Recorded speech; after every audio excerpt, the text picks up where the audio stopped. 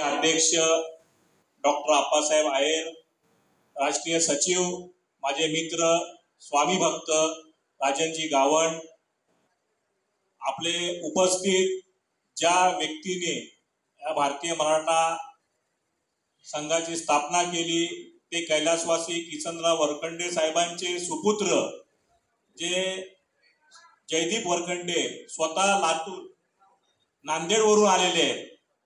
या सगळ्यांचं आणि व्यासपीठावर माझे सर्व राष्ट्रीय सचिव रामजी शिंदे, आपले संजय पाटीलजी, या सगळ्यांचं मी ऋणी राहीन. पण त्याबरोबरच कमी वेळेमध्ये एवढ्या भर पावसात सुद्धा या लोकशाहीचा चौथा स्तंभ ज्यांना आपण बघतो ते माझे ठाण्यातील सर्व पत्रकार बंधू भगिनी, तुमचंही मनापासून मी आभार व्यक्त करतो की या कमी वेळामध्ये तुम्ही सगळेजण इथे आलात.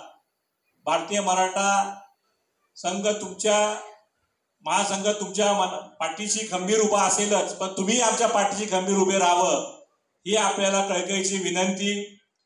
आजच्या दिवशी एवढी मोठी जबाबदारी दिलेली आहे. आपल्या सगळ्यांना आप्पासाहेब एक गोष्ट सांगू इच्छितो की माझे वडील कैलासवासी परशुराम गणपत कदम हे मराठा बटालियन मध्ये देश सेवा करत होते. 22 वर्ष त्यांनी सेवा केली. पण तुम्ही आता मला मराठा समाजामध्ये नेतृत्व करायची संधी दिलात, त्याबद्दल मी या संधीचं नक्कीच सोनं करेन. या महाराष्ट्रामध्ये जिथे जिथे चुकीचं काही कुठलाही समाज असो, कुठल्याही समाजावर चुकीचं काय घडत असेल, तिथे पहिलं पोचणार जो समाज असेल तो आपला मराठा समाज असेल. मी आपल्या मार्फत या संपूर्ण लोकशाहीच्या चौथ्या स्तंभाला सांगू इच्छितो की गेले 2 वर्ष या महाराष्ट्रात मराठा नावावरती खूप मोठं राजकारण चालू आहे.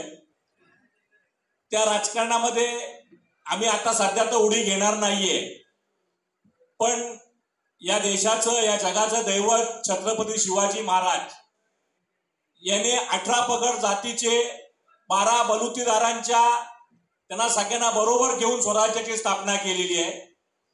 आम्ही त्यांच्याच मार्गावरती चालणारे आहोत. जो आपल्याकडे येईल तो आपला असेल. कुठलाही जातीभेद आपल्या समाजातर्फे होणार नाही याची दक्षता घेतली जाईल.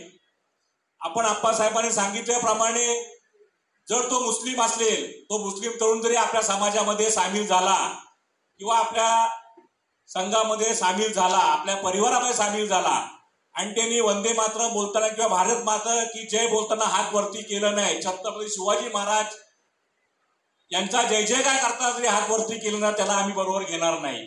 पण जो हात वरती करेल त्याचा समान सन्मान नक्कीच आम्ही देऊ. गेल्या 4 दिवसापासून कोल्हापूरला विशाळगडला जी घटना चालू आहे, आई भवानी शक्ती दे आणि विशाळगडाला मुक्ती दे, ते छत्रपती संभाजीराजेंनी जी भूमिका राबवलेली आहे त्या भूमिकेला आमचा पूर्णपणे पाठिंबा असणार आहे. लवकरच आम्ही संपूर्ण टीम कोल्हापूरला जाऊन आमचं समर्थन पत्र संभाजीराजेंना देणार आहोत. भविष्यामध्ये वेळ पडली तर संभाजीराजेंना जो गुन्हा दाखल झालेला आहे तो गुन्हा चुकीचा कसा आहे हे दाखवण्यासाठी आम्ही ठाण्याच्या जिल्हाधिकाऱ्यांची भेटी घेणार आहोत. बाकी आता आज तर सुरुवात आहे. तुमच्यासारखाच एक सर्वसामान्य कार्यकर्ता आहे मी. एवढं मोठा जबाबदारी माझ्यावरती पेलण्याची ताकद स्वामी तर मला देणारच आहेत. आई भवानी, माझी कुलस्वामिनी आणि स्वामी समर्थ महाराज या 3 शक्तींच्या बरोबर ठाण्याची जनता आणि महाराष्ट्राची जनता माझ्या पाठी ठाम उभे राहावं हीच आपल्या माध्यमातून सगळ्यांना विनंती करतो.